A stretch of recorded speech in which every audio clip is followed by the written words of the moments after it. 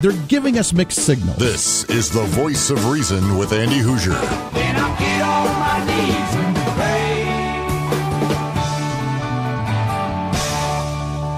pray. We don't get fooled again. Don't get fooled again. Good morning to you. Welcome into the Voice of Reason, hailing from the center of the country, literally. Here in Wichita, Kansas, broadcasting from the flagship on the Big Talker KQAM, along with KGPT TV, Channel 2610, broadcasting all across the Mid-American Network. Welcome into it. It is a Thursday. The pre-Friday conservative celebration has begun. I got to throw that in there just for the fact that we are the most conservative show in the region. We are the most politically oriented in the region. We are the fastest growing show in the region. We are the most patriotic show in the region. Up to date as of right now. Welcome into it. Lots to get to today. 316-721-8255, 316-72-on-TALK. I'm Andy Hoosier. Welcome aboard. And what a devastating day that we've had yesterday and this morning as we're learning more about this shooting that happened down in Florida. Now, this is happening all too frequently, and it breaks my heart. We're going to try and get Mark Walters, host of Armed American Radio, on the show today with us. I will to work on trying to get him on in the later hours and to get his take on this. And for those of you that don't know, when I hear something like a school shooting, this hits home to me because I've been involved in one. I've seen it. I've been there. I've done that. I haven't technically done that myself, but I've seen it. I've been involved in it. My senior year of high school, Platte Canyon High School, Platte Canyon Community, I guess it is a community school, public school, Platte Canyon School in Bailey, Colorado, 2006, September. Was involved in that shooting. I was there. I've seen it. I know the terror, the fear that the children go through in high school. Not even children. I was a senior. I guess I would be considered technically still a child to some degree. But the waiting, the sitting behind the closed doors, the scared of what's going to happen. And this was actually a little bit different as well because this individual had the whole strategy planned. He wanted to cause as much harm as he possibly could, because he had the opportunity to do so. At my shooting, at least all he wanted to do was end his life by the end of the day. And what happened, and whatever goes along with that, then I guess whatever. I don't know which one's scarier. Both of them are devastating. But this individual, 19 years old, former graduate of the high school, the fact that teachers had actually emailed the staff saying that he was a troubled individual and that he should not be allowed on campus with a backpack in any way, shape, or form because they were concerned that this would happen. He was mentally unstable.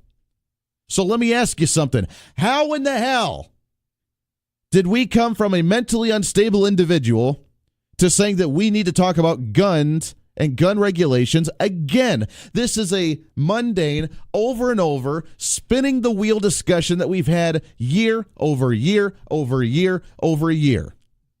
And yeah, I get a little emotional with these types of arguments because it sickens me that we have a mentally unstable individual carrying a firearm that probably was not registered to him. He's 19 years old. How is he going to be able to go out and purchase an AR-15? He probably didn't. Maybe it was his parents. Maybe he stole it. Who knows? Had an AR-15. Used smoke grenades to be able to draw the students out of the classrooms and into the hallway to cause mass confusion, mass chaos, and then be able to open fire on them, killing 17 and wounding another 15.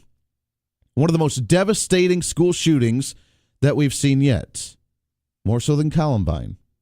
More so than Platte Canyon, obviously. We need to address the serious issue. It is not gun control. It is the mental instability. It is not the access to certain types of guns.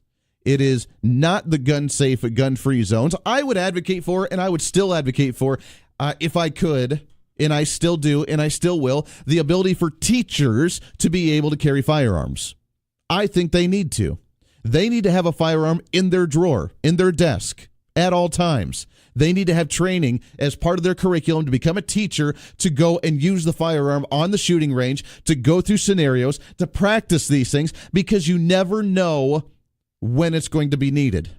You never know when some radical, when some mentally unstable, when some sick individual is going to be coming in and wanting to cause harm just for the sake of causing harm. Now, if you notice the conversation in this, if you followed this in any way, shape, or form yet, all the students that knew him said that he was unstable. All the students said that he was a little bit odd. All the students said that he was obsessed with guns. Now, think about that. This is what the media is going to take away from this, is that he was obsessed with guns. Nicholas Cruz, fatally shooting the 17, wounding the 15, was obsessed with interests in guns. Administrators considered him enough of a potential threat that one teacher said a warning was emailed last year against allowing him on campus with a backpack. All he would talk about is guns, knives, and hunting. Do you see the mentality here? The media, the way they're going to portray this is not going to be, oh, he was mentally unstable. Oh, he had issues in the past. Oh, he had problems. It's not going to be that. It's going to be strictly the fact that he was obsessed with guns, that he went home and he was one of those guys that lived in his bunker and that had all these guns and that had all these knives and that talked about hunting all the time and talked about what he was going to hunt and talked about what kind of gun he was going to use to shoot them and talked about the different calibers of firearms and the different types of bullets that he was allowed to use for different types of things. That's going to be the focus of the conversation in this entire discussion, because that way they're going to demonize the individuals that are obsessed with their firearms. Because that's going to continue on the agenda, saying that anybody that talks about guns is now going to be a nutcase, because they're going to be the potential shooter that's going to snap, that's not going to have any mental stability, and it's going to go out on a shooting spree. I guarantee you that that's going to be the main conversation. And yet, is that the situation? No. Yeah, he was obsessed with guns because he was mentally unstable in a certain way. That was just a factor of it. He wanted to cause harm. Why did he want to cause harm? The gun didn't do it. He did it. He's the one that pulled the trigger. He had smoke grenades. Okay, where did he get those? I guarantee you a 19-year-old did not go to a gun store and say, hey, you know what? I want to get some smoke grenades. It's not the way it went down. He was mentally unstable. He found a way to obtain them illegally. And now we're going to talk about confiscating guns from everybody. 316-721-8255. I'm very passionate about this just because of the fact that it breaks my heart that more students have to go through this junk. It breaks my heart that we continue to have the conversation and everybody gets all worked up for about a week and then it dies off and then another one happens and becomes more severe and it dies off. And every time this happens, we advance that agenda little by little by little by little by little by little by little of the fact that we're going to take away guns, that we need to stop. I just had a conversation this morning, actually, with an individual. First thing this morning, said, you know what? I'm a hunter. I'm a gun owner. I have numerous types of guns. I think we need to ban AR-15s. No right-minded hunter needs to have an AR-15. No right-minded individual, there's no reason for it unless you have an ego or unless you want to do something bad. That you don't need an AR-15. You don't need that firearm. And this is coming from an individual that I've spoken with at 5 a.m. this morning. Because they're just like, you know what? You don't need it. If you're a hunter, you don't hunt with it. If you are looking for safety, you don't need it. And I can do more harm and I have more precision with my handgun than I can with an automatic AR-15. And I get that point, but at the same time, this individual will still have been able to shoot with an AR-15. This individual will still have been able to cause harm with an AR-15. This individual will still have been able to obtain an AR-15 illegally. And then guess what? No one in the surrounding area in the community would have had the same type of weapon to defend themselves. And they would have been at a disadvantage. 316-721-8255, 316-721-TALK. I want to get your thoughts on this. Starting off the morning a little frustrated just because of the fact that we already know where the conversation is going to go. And words by banging our head against the wall like this, we're never going to actually solve anything whatsoever. Let's go to the phone, shall we? Good morning. What's your name? This is Jim. Good morning, Jim. How are you? Well, I'm happy to hear you almost voice my thoughts. The school expelled the kid. That's kind of like the ICE people deporting somebody who's going to come back and be a drunk driver and kill people on the highway. Sure. The people want to do something, anything. You know, if he was expelled and he was mentally unstable, why didn't they put a red flag out? Why didn't they? I mean, he obviously didn't obtain the firearms legally because they probably. He could have. He was 18 years old. He could have walked into Walmart or any kind, Sports Unlimited or any kind of store, and he could have filled out the 4473, and and bought a rifle, because an AR-15 is just a rifle. Sure. The point is, and Wayne LaPierre said it years ago, and he was immediately chastised by everybody. The only thing that stops school shootings is a good guy with a gun, and that good guy has to be there first. And the governor of Florida said, well, the police will always be there to protect us. They'll be there 20 minutes after everybody's dead. Oh, sure, yeah, they'll be able to go there and do a really good autopsy on you. And you're exactly right. The school teachers, the school principals, the janitor, everybody needs to have We need to have the protection. We need to have the training, the understanding of it. Jim, I hate to cut you off, my friend. Got to take a break, but you're absolutely right. We need to have the training across the board, and we need to have more protection out there. Voice of Reason on the Mid-American Network.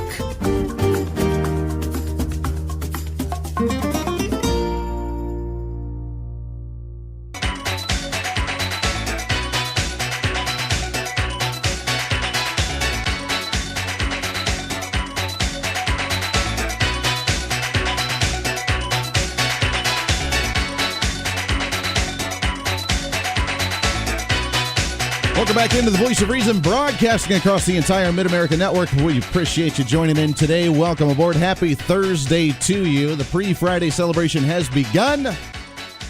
The pre-Friday conservative party has begun as well. We've been working hard all week, and it's just about time for us to party hard. What do you say? 316-721-8255, 316-721-TALK. It is heartbreaking. We'll continue a little bit more of this conversation in the rest of the show. You can chime in if you want to. You're more than welcome to do so. At the bottom of the hour here in just a few minutes, I want to play an interview that we did a couple days ago with Scott Schwab, state representative, also candidate for Secretary of State for the state of Kansas. I want to get his message out as well, so that way you're aware of him. There's so far 3 Republican candidates in the state for Secretary of State. Keith Esau, which we've had on the show, Kelly Arnold, which you've had on the show, and now Scott Schwab, we've had on a couple times as well. So we'll play that interview in just a few minutes. According to the Daily Mail, here's what a quote had to say about the ongoing to the shooting that happened yesterday. People are halfway down the stairwell. It just stopped. The alarm stopped, meaning the fire alarm. He fired the fire alarm for people to go out into the hallways, which helped create a little more confusion as well. The alarm stopped. We heard gunshots coming from the first floor, and people were running upstairs. We all got upstairs and into our classroom.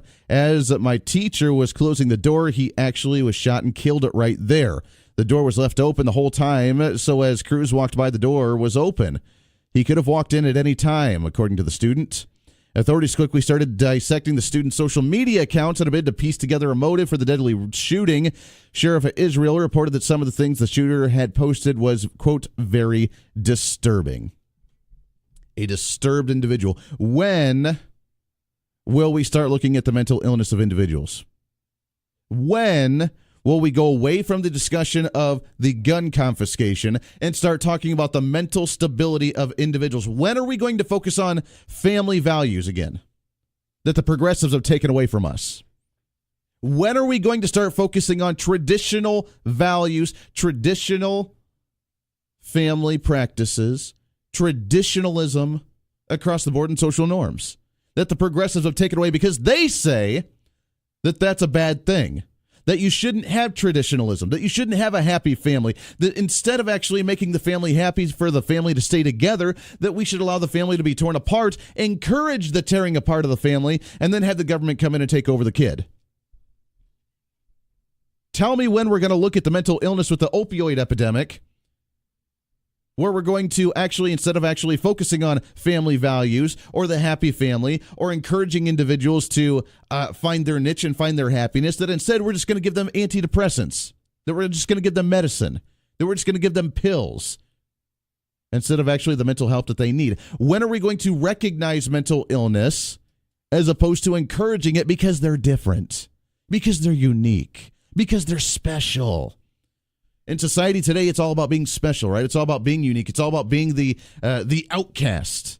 It's all about being the one that's different than anybody else, and therefore you should be encouraged to do that, and everybody else should start looking at you and praising you for that, as opposed to saying, you know what? Something's not quite right here. What can we do to help you? The background check that should have gone into play here in order to protect this individual from purchasing a firearm, when did that come into play? He's 19 years old. He's been classified as mentally unstable and very disturbed for a very long time. The teachers had emailed the rest of the staff saying that he shouldn't be allowed back into the school after he graduated, that they were very concerned about him, that he always talked about doing harmful things, that social media was very disturbing. When was the red flag going to pop up and say, you know what, maybe we should look into this guy a little bit? But it didn't happen. The system in place to protect us failed. And when that system fails, which it's going to on occasion, what else is there left? The only system that's left to protect us is our right to defend ourselves straight out. Because if the system won't do it, then we have to do it ourselves. 316-728-8255. Let's take a phone call here, shall we? Good morning. What's your name? Yeah. Yeah, good morning. My name's Troy. Hey, Troy. How are you? Hey, all right. Good. Hey, I had two things to say on that. Sure. Basically, I think you should have armed security officers or like school resource officers in the schools to begin with. They're already there. Sure. Before it happens. And you touched on a little bit with the family values. I believe in my church, we believe that as America has turned away from God, pulled away from Him, He's pulled His protection away from America gradually. That's a really great point. That's a really great point. Yeah. I mean, when we start shunning religion, and instead of just saying, you know what, believe whatever you want to, we don't really care, but actually saying, if you're a Christian, then you believe in traditional values, which is bad for America because you're evil and you just hate people and you're a bigot and racist and yada, yada, yada. When you start believing a mentality like that, you're right. I mean, if we start pulling our faith away, then he's going to say, you know what, you got your free will, do what you will, and don't have my protection. Have fun. Yeah, turn your back on me, I'll turn my back on you. Exactly. I completely agree. Troy, I appreciate that very much. That's a really great point. Now, when it comes to the officers in the school, look, I know that most of them have that. I know that most have them. Maybe not armed guards at the door, but there's an officer there. Look, I mean, I got about a minute before the bottom of the hour here. We got some more calls I want to take as well. But my high school shooting that I was involved in, there was an officer there. And the individual was actually a 40-year-old individual. He did not look it because he came in wearing a hoodie. He had his hood up. He had a backpack on, so he looked like another student. And this is a school that had a total of 400 kids in the entire high school. We had roughly 75 to 100 kids in each class for freshman, sophomore, whatever. He walked into the classroom, pulled out a firearm, locked and barricaded the doors, got the men out, held 6 girls there hostage, sexually assaulted them in the classroom, killed one of them before it was done. But there was an officer in the school. He was outside the door within 40 seconds of the alarm going off. The SWAT team was there within 2 minutes. It's a small community. It helps. I agree. We need a lot of that, but at the same time, they were there. We need to have protection, I think, from the teachers with themselves having a firearm in the classroom. Lots more coming up. Stay here. This is The Voice of Reason.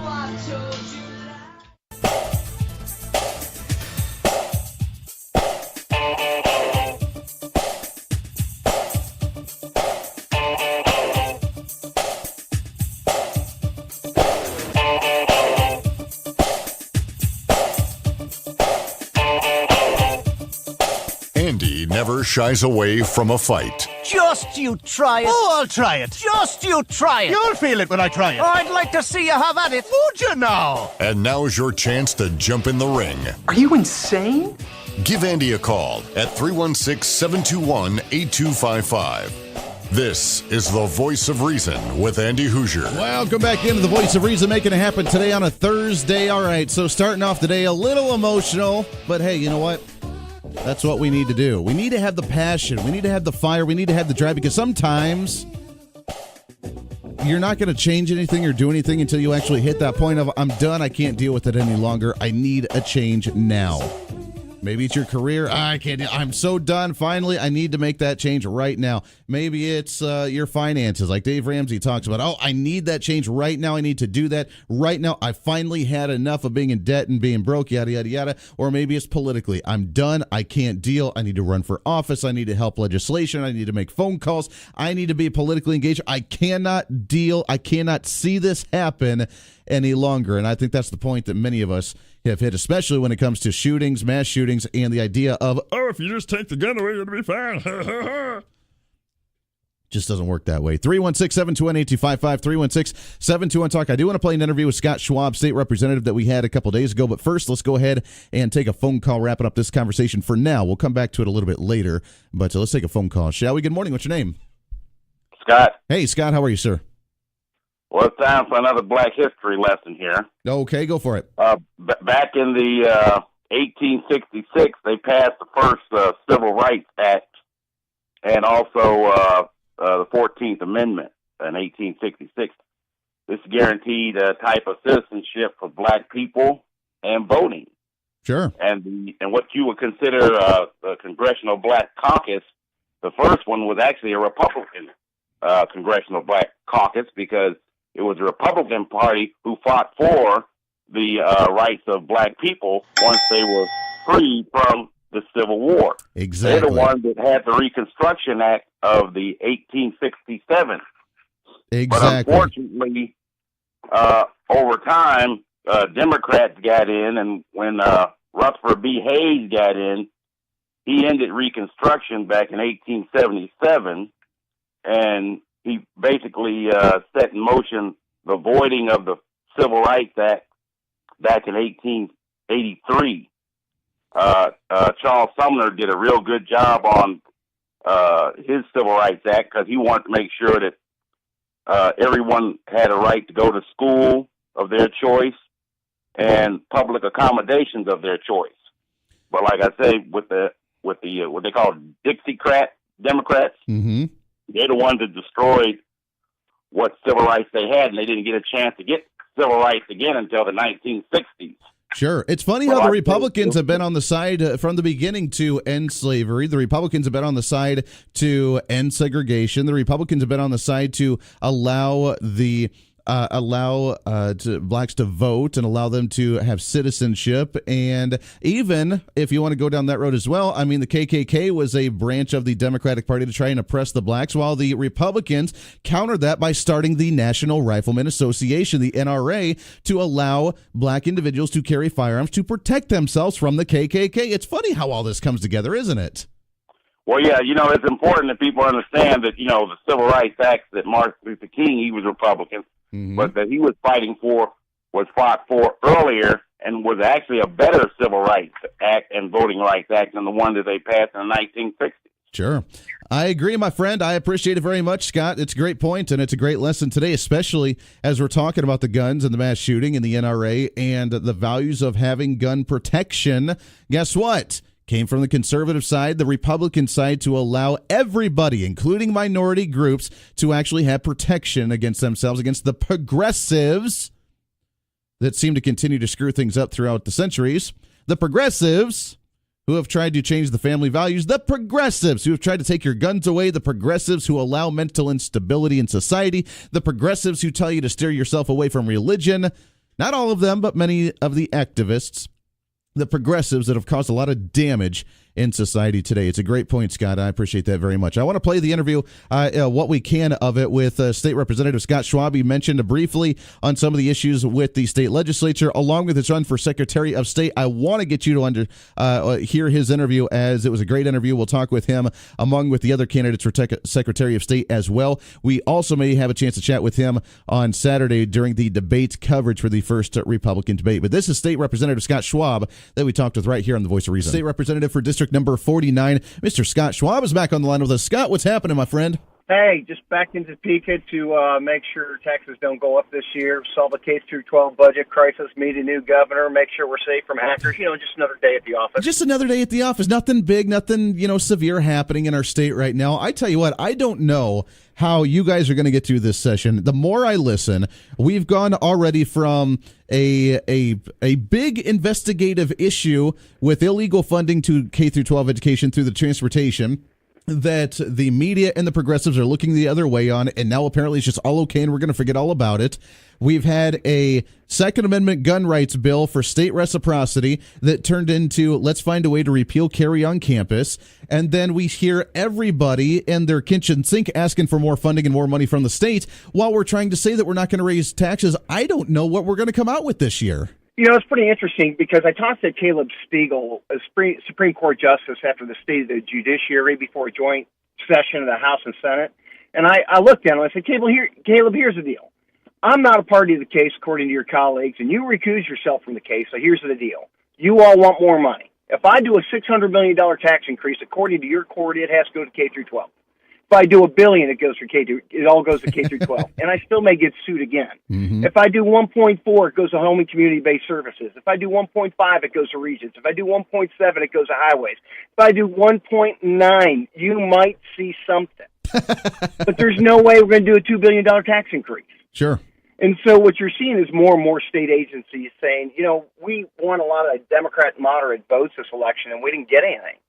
Only people get anything is K through 12. So you're seeing regions and highways and various agencies wanting a constitutional amendment to stop the bleeding. Well, I hope that we get that. And I'm glad you brought that up to him because, I really hope that the red flags are popping up and saying, look, right now, we've heard that the highway projects are being canceled and being delayed, that we're spending almost $1 billion just in the maintenance of our highways. And our maintenance really isn't bad. We have some great state highways. We're number 3 in the country. But at the same time, we're not advancing our projects that we need to. And yeah, more money may need to go there. Then we hear the judiciary, as you mentioned, come in and say we need $20 million plus more for our salaries because I don't know if you're aware, but they just announced that they're going to open up food pantries for members of the judiciary in the Wichita area to give them food because they're not making it, which I find comical after we just gave them a salary bump last year because they were complaining about the same thing, and now they're milking this issue. Then, of course, the education. Then, of course, close to potentially $2 billion of Medicaid expansion if they end up going down that road.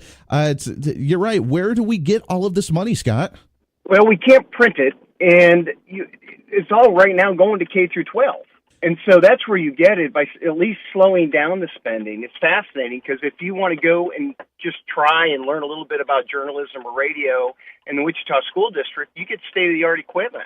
Sure. But if you go to the local community college, you go back 10 years. If you go to Wichita State or KU and say, I want to be the work, this is my work, I want to do this for the rest of my life, you go back 25 years in technology. Wow. So it's upside down. And so, the court, even the district court gets it. They understand it's K through 12 that's causing the problem. It's 7 people that are causing this mess. Sure. And they gave us 90 days to come up with a school funding formula, and I have to listen to all the school districts' needs to come up with that formula. Mm-hmm. And we did it in 90 days. It took them over 107 to come up with an opinion. There's only 7 of them. I got 125 in my chamber alone.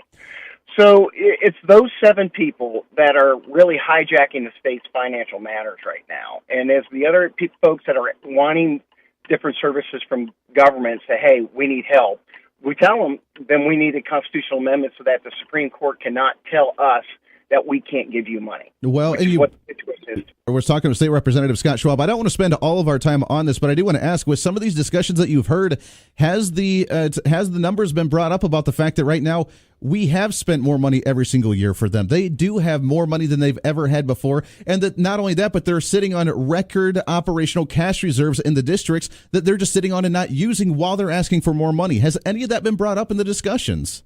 Yeah, it's just the court won't let us bring it up. Wow. Again, you're dealing with 7 people. I mean, the Kansas Association of School Boards, their own study shows we're in the top 10 in what we pay per student. Sure. So I guess the Supreme Court wants us to be in the top half. I don't know. I don't know how you get there. You need to be in the top 2. Come on. If you ain't, what do they say? If you ain't in first, then you're last. Come on now. That's right. That's Ricky what we're all Bobby. about. There we go. Exactly. Let's talk about the run for Secretary of State. How's the campaign going so far? It's going pretty good. We've hit tons of counties, which there's a ton of counties in Kansas, but we've been down to Garden City. We've been down to Independence, of course, Johnson and Douglas. We were in Franklin yesterday. The day before that, we were in Wamego. So we're covering the state pretty well. Campaign finance, we had more than twice on hand to our second closest competitor. And I think people just like our message. We don't want to change a bunch of stuff on the election code. We want to execute what we've done over the last 8 years on a high level. So whether it's Sheridan County or whether it's Atchison County, all those election clerks understand the law the same way, and they execute the law in the same way. Mm-hmm. And that way you get trusted results in your election. As a matter of fact, Russia is saying their number one battle against the United States is try to frustrate their elections so they don't trust their system. Sure. So we're going to be the front lines on that. We're going to make sure there's integrity with the voter ID and proof of citizenship so that we can go forward and say, hey, the result is the result. You may not like the result, but you can trust it. On the campaign trail, which I know that, Secretary of State position usually isn't one of the more mainstream of elected seats that most people pay attention to. So going on the campaign trail, I'm glad that people are becoming more aware of that elected seat and what it actually does and the responsibility and the importance of it. What's been kind of the concerns or people bringing up to you as you're talking to people throughout the state saying, hey, I'm concerned about this, or I'd really like to see this changed? Or, what are you hearing on the floor or on the streets right now? Well, even last night, folks want to know, are you going to undo our voter ID law? People want that protected. They don't want to change. And they asked me the question in the negative to try to bait me. But I know what I believe. I helped work on that law as the chair of the committee when we passed it. No, we're not going to undo our voter ID law. Part of the reason why Chris has not had tons of fraud that he's prosecuting is because we now have voter ID. When we didn't have voter ID, people would vote in other people's stead.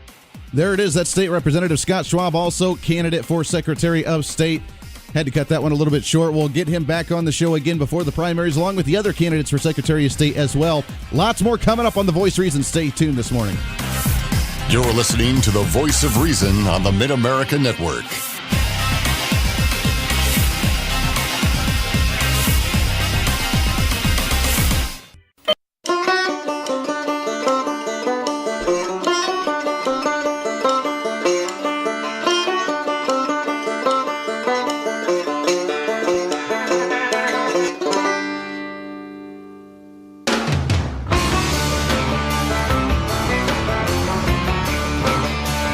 Wrapping up hour number 1. Welcome back into the Voice of Reason, broadcasting across the entire Mid-America Network.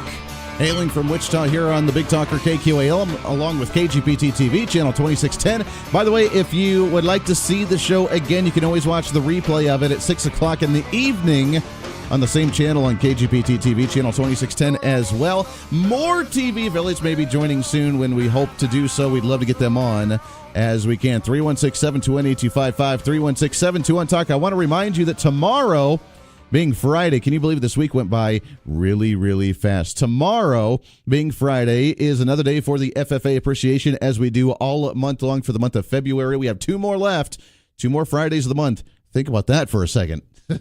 And tomorrow, Rick Everett will be talking with another chapter throughout the state for FFA as we go along with our FFA appreciation for the month of February. We want to thank our sponsors for that, by the way, as well, which is Circle H Center Pivot Repair, Comark Energy Co-op, the El Dorado Livestock Auction, the Kansas Wheat Commission, and, of course, KQAM Radio and the Mid-America Ag Network. So look forward to that one. Tomorrow at 6:30, we'll play our interview with the FFA tomorrow morning, wrapping up the week. When we come back in hour number 2, I don't know if he'll join next hour or the 8 o'clock hour, but we did confirm Mark Walters will join the show, host of Armed American Radio. Many stations that we're broadcasting on right now actually carry that show as well. And as you know, I fill in for that show once in a while as well because I'm that passionate about the Second Amendment. I still have yet to find the clause that says the right to keep and bear arms shall not be infringed, except for really, really big, scary-looking guns. I have yet to find that clause that says you have the right to keep and bear arms and that shall not be infringed, except for the ones that we really, we just don't feel comfortable doing so because we don't like the fact that there's a lot of guns out there. I failed to find that. I saw if you watch the 60 Minutes expose over the weekend, on Sunday evening talking about national reciprocity and making gun advocates and the NRA and Second Amendment advocates looking like nutsos. Oh, national reciprocity. How could you possibly believe in national reciprocity with the fact that you just think that anybody should be able to carry a gun at any time, anywhere, any place? That's crazy talk. We need to have like safe spaces and things. We need to have like gun-free zones and stuff. I was just talking about that. I was listening to a show yesterday, and there was a guest host onto the show, and they were talking, and but I don't know how people were listening to it. Like you really like need to get like on board. Like, are you kidding me? Like totally like. And predominantly that's, listen to a progressive, a new retro progressive hipster, a young millennial generation individual. Like, you totally need to check out my Facebook page. Like, you totally need to seriously look at my social media and my tweet, because I tweeted really good yesterday, and it was a really good tweet about how guns are really scary. And how dare that you actually think that we should be able to carry guns any place we want to. That's just crazy talk there. So we'll have Mark Walters, host of Armed American Radio, on the show in sometime during the show today, and we'll replay part of that interview if we can tomorrow morning for everybody here throughout the network, if we get an opportunity to do so. It's kind of a big deal. It breaks my heart. Again, having been involved in a high school shooting in my past, this really hits home. And I don't like to see it in any way, shape, or form. But we will shift gears a little bit. We'll change topics a little bit, get your thoughts on that. I wanted to today, which I guess we'll have to do it tomorrow, talking about the farm subsidies, the farm bill, still being debated moving forward in the federal level, and Senator Jerry Moran having a say on that one, and the farm subsidies, the crop insurance. The president wanting to cut a little bit, and a lot of people not happy about.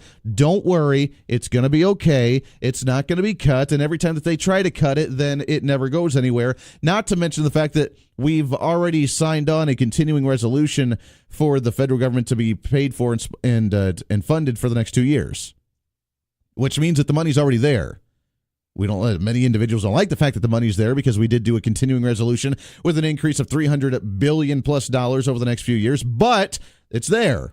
It's already done, which means our budget that we're looking at is for next year to try and not spend all the money that we allotted for them, and that we can actually do appropriation bills through Congress. Name the last time that the president's budget proposal was actually the end result of what actually came through Congress. It never is. So don't panic. Don't worry.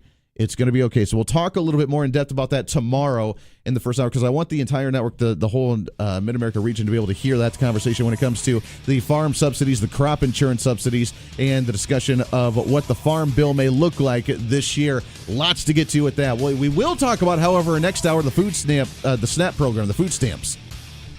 Big news there. Kind of some good news. We'll talk about that and more. Your thoughts and calls always appreciated as well. This is your show. It's time to speak up, speak out, speak loud, speak proud, speak the truth, and always speak some reason. This is The Voice of Reason. Hour number 2 coming up in a minute. Speak.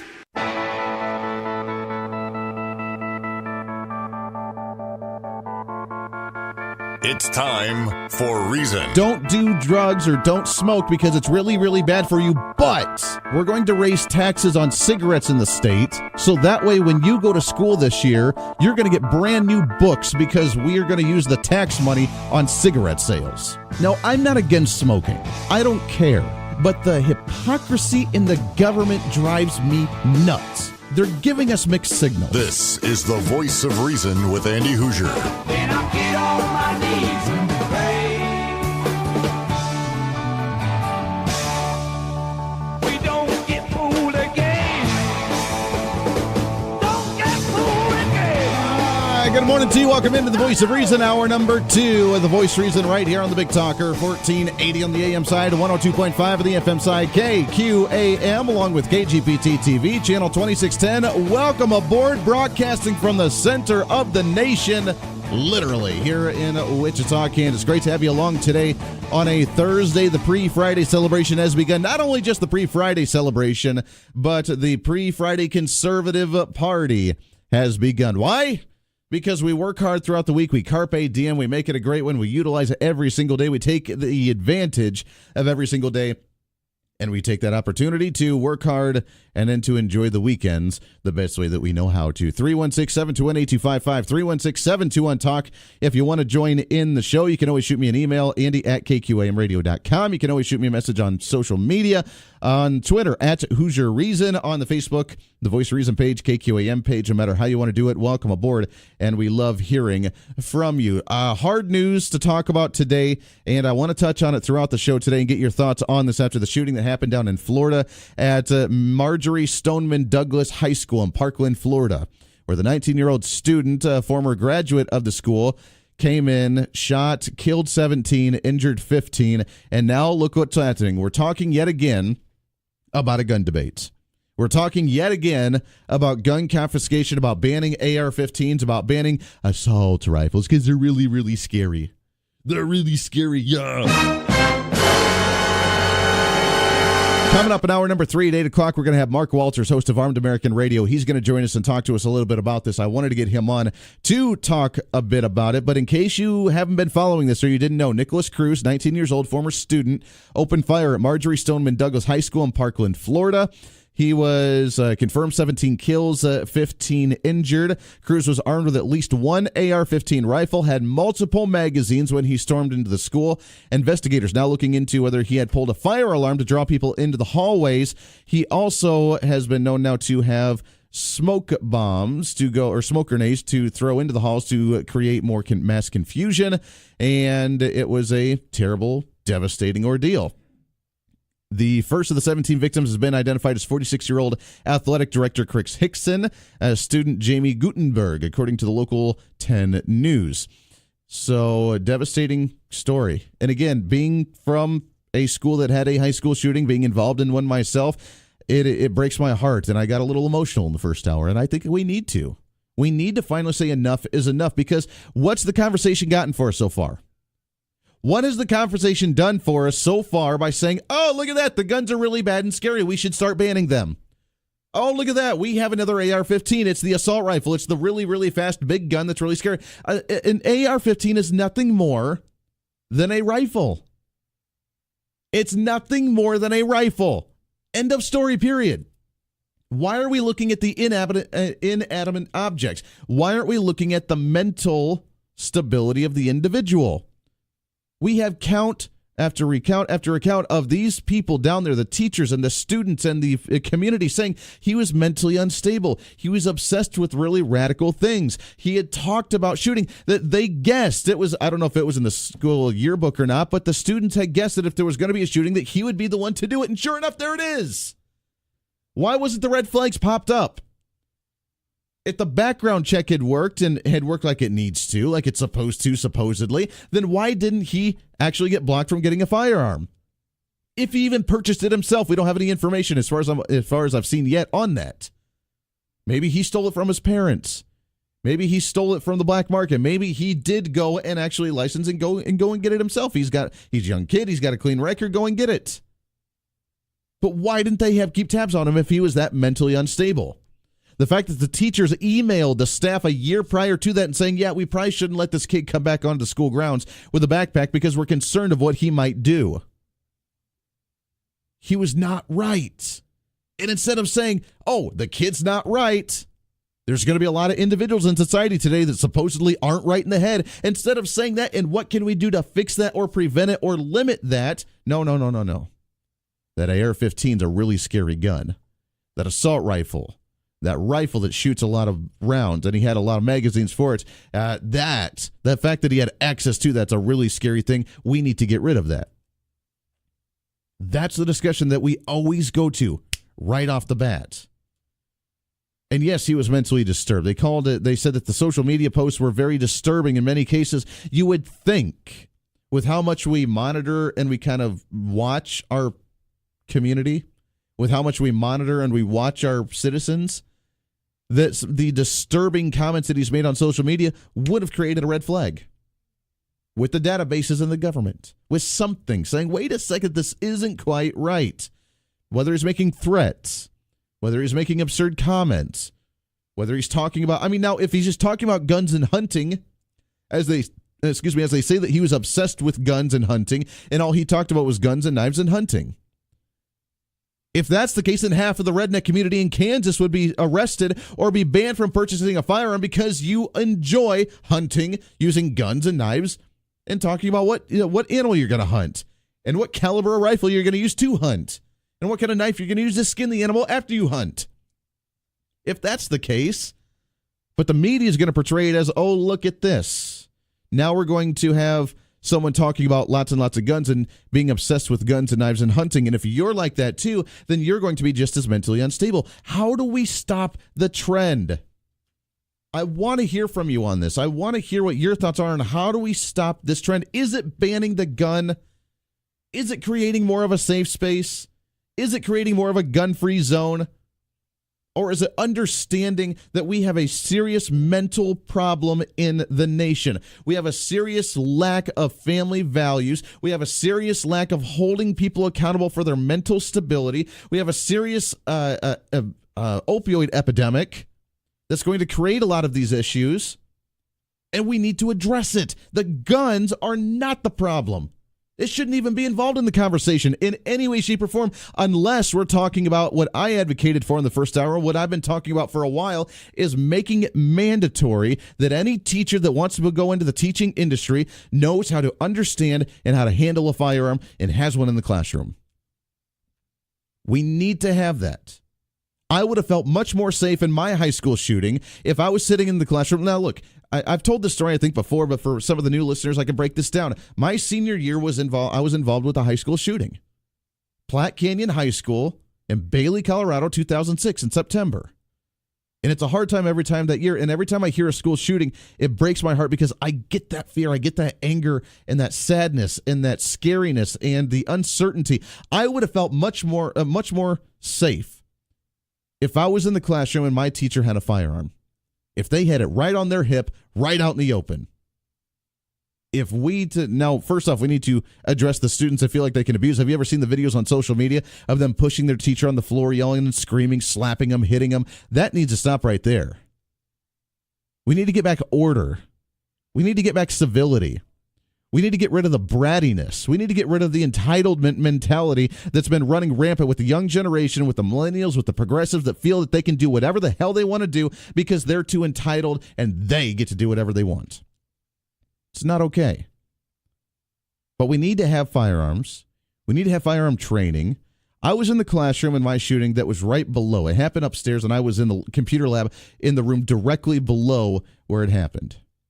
And the individual walked into the classroom. He was a 40-year-old plus man, wrote a 17-page suicide note to his family saying that they were going to regret what he was going to do, drove from Denver 45 minutes up into the mountains, found a random small town of Bailey, Colorado, walked into the classroom with a hoodie on and a backpack, so that way he was disguised. No one knew who he was. Walked in, pulled out the backpack, pulled out the firearm, took a shot. I heard the shot.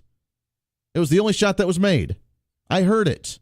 It sounded like a chair falling above us. It was really loud. We didn't know what it was. We weren't anticipating it was a gun. Not 60 seconds later, we heard over the intercom that we're in a code white. The teacher said, wait a second, we don't use code white. Started panicking. Shut the door, turned off the lights, and locked it. Sat there for the next 4 hours waiting for things to happen. He had threatened that he had a bomb with the backpack, so before the SWAT team could actually get the students out of the classrooms, ended up having to sweep the entire school with dogs for a bomb. He didn't have one. It was full of adult toys because he kicked the teacher, kicked all of the boys out of the classroom, held 6 girls hostage, and sexually assaulted them. He said it would be done by 4 p.m. that afternoon. Right at 4 o'clock, there was one girl left in the classroom, a good friend of mine. SWAT team blew a hole in the wall, went charging in. She took a ran for it. He shot her in the back of the head and then turned the gun on himself. Ended up killing her. I was involved in that. That was my senior year of high school. This hits home. 17 dead, 15 injured. And I'm sick of hearing about it. And I'm sick of hearing that if he wouldn't have had the gun, then it wouldn't have mattered. Because he used a handgun in my case. This individual used an AR-15 and smoke grenades. Either way, people ended up dead. Doesn't matter what kind of gun you have. It's a fact that bad people had them and good people were not able to do anything about it to stop it. There are people in the world that just want to cause harm, that just want to cause bad things. There are bad people in the world that are mentally unstable. that do not know how to cope with society, that do not like society. There are progressives that allowed that to become easier in society because they don't like tradition in any way, shape, or form. There is a reason that we have red tape in society. There's a reason that we hype up a certain lifestyle, or that we encourage a certain lifestyle, or that we accept a certain lifestyle and we don't accept other types of lifestyles. There is a reason why we advocate for the family being together with a happy home, as opposed to more spending in social services taking the children away because the family is incarcerated by trying to commit crimes, by trying to rob a store, by trying to survive, quote unquote, by trying to do drugs, by trying to do the next score. There's a reason that we have certain limitations on what we like to have legalized in society because we don't know what can happen. There is a reason that we have something called traditions. It's because of generation after generation after generation that's actually lived it, experienced it, and realizes this is what keeps us safe. This is what keeps us strong. Where if you had the Bible and your gun in your hand, the Bible in one, the gun in the other, and you don't let anybody come near you. There's a reason that we have that type of lifestyle. It's not just because we're uneducated, we're ill-informed, we just don't know what the world's like, and we're just scared. It's the fact that we do know, and we want to protect ourselves. But the progressives, you don't need the family values. Let's make both members of the family work 2-3 jobs at a time. That way they don't have any time for the child, and the child can do whatever they want to. There's a reason that there's an encouragement in society today for divorce, so that way we can split the family, have the entitled child be able to get things from both sides and have to compete for their love, and that we don't have the happy family. There is a reason that we're being told today not to have faith in a religion, in any religion of whatever that may be, because that ruins society, because there's been histories of religion abusing people, and it's a terrible, bad thing, right? But if you don't have just the basic fundamentalism of a religion, of a foundation, of the rule of law, of understanding that there are things that are okay and are things that are not okay, if you don't have that, this is what you see. And then we start putting the Band-Aid on top of it. Instead of actually addressing the serious, deeper issue, we start banning the gun. And again, he could have gotten that gun from anywhere. Maybe he did buy it outright. I don't know. Maybe he got it from his parents' gun safe. Maybe he found somebody that gave it to him with numerous amounts of clips along with smoke grenades. I don't know. But one teacher that could have had a handgun could have put an end to it. One student that understood how to actually use a firearm could have addressed it. The officer may have been there. An officer, a student, or the school officers, they're always there. There was one at my school. Guess what? Shooting still happened. 316-721-8255. Let's go to the phone, shall we? Good morning. What's your name? My name is Eddie. Eddie, good morning, sir. How are you? I honestly believe this from the bottom of my heart that children, young people today, they do not value life. They look at life as not really being valuable. Their video games. I saw one the other day, and a friend of my grandson was over, and he was talking about it, and he was saying that he killed more people on his video game than someone else did, you know. And until we instill that life has value, sure, the children will never, ever understand. And back when I was growing up, it wasn't the guns. I went to a high school. We had a rifle club. Although I wasn't part of it, they would bring their rifles to school, and no one would even blink an eye. No, you'd have it in the gun rack sitting in the back of the truck, and everybody saw it as they walked by the truck in the parking lot. That's just the way it was. And I honestly believe, and people can throw stones at me, I don't give a damn. It's the fact that it all started with this abortion deal, abortions killing the whole 9 yards. But Wichita was not immune from it, because at Allison Junior High School, an individual, a student, excuse me, took over that school. Actually, he took over the principal's office.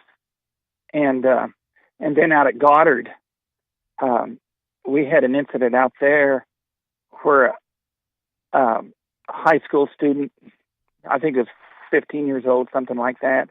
He took a rifle to school and started shooting people and shooting teachers. And he was, now this individual, this is how things have changed. This individual back there, the only thing he had to do was go to jail until he turned 21, and then they turned him loose. Sure. But Andy, it's sick. There's too much just killing in this country, and people do not understand. They want to stomp on cops. They want to stomp on law and order. Anything that is decent, they want to toss out the window. Pornography is great. All you have to do is turn on your cell phone and you can see it on the internet. This country, in my opinion, I'm almost 73 years old. This country, in my opinion, has just totally gone to hell. And I'm sorry to say that the politicians we have today, and I'm even going to throw stones at the president. My God, what's this latest deal where he supposedly paid a prostitute to have sex with him, and he has a beautiful wife, and now she says that she can come out and tell all. It's just that the morals of this country, Andy, they're just.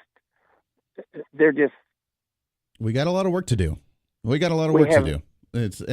That's really what it comes down to. Eddie, I hate to cut you off. We got to take a break here, but you're absolutely right. I mean, it is the lack of value of life, and I want to get into that in a minute, because are we taking responsibility for our actions? And if we actually made them grow up a little bit, made individuals grow up, take responsibility, and have a little bit of that responsibility, then maybe these kinds of things wouldn't happen. And that could be the abortion debate. That could be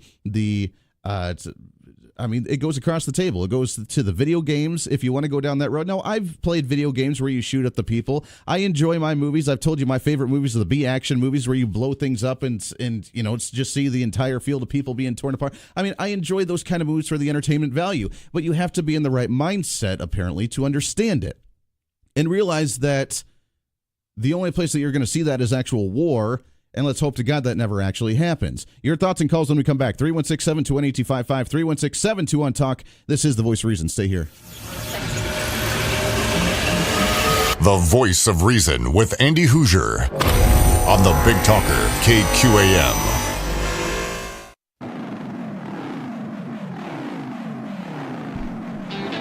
Welcome back into The Voice of Reason. Went a little long in that last segment. That's all right. Appreciate all the phone calls. Let's take another one here before the bottom of the hour. We got about a minute. Go for it. Good morning. What's your name? Hi, my name's Lauren. Hi, good morning. Hey, so I'm a military spouse, and I just moved to Kansas. But I have taught in inner city public schools for several years. And I will tell you that there are an increasing number of teachers who are actually concealed carrying on their person out of fear. And that stems from the fact that administrators are just generally unwilling to support disciplinary action that needs to happen. And it's really unfortunate. So I think, we as a system of education are contributing to these acts because we're no longer giving children consequences. Sure. And then they end up going to prison because the whole time that they've been in our system, they've been able to act out with no consequence. You're absolutely right. I tell you what, hang on the line. Can you stick on for a minute here? Absolutely. Hang tight. We got a bottom of the hour break coming up here. I want to get your thoughts coming from those administrations and schools. I mean, I'm sure you've seen some of that, so I want to pick your brain on that. Lots more coming up. Your thoughts and calls as well. 721-8255, 721-TALK. This is The Voice of Reason. Stay here.